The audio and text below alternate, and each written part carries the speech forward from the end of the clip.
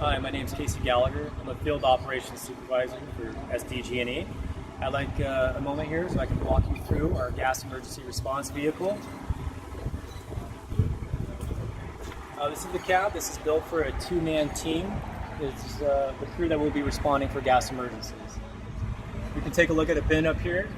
This bin has the AED and a first aid kit. This is to facilitate for first aid for our employees and also public. And here as well, we also have a CGI, which is a combustible gas indicator, so we can know our reads when we get out on site on emergencies. We can take a look at the welding bin now.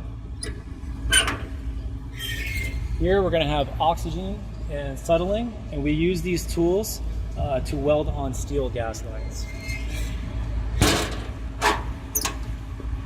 We can take a look at this one as well. This is the pneumatic bin.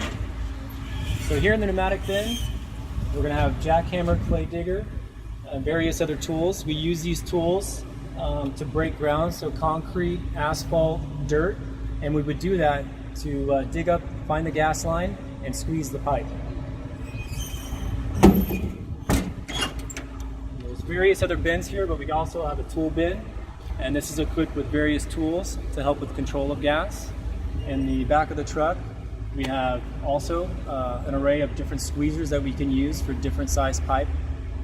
And in the back as well, we have an openness so the crews can get back there and get everything they need.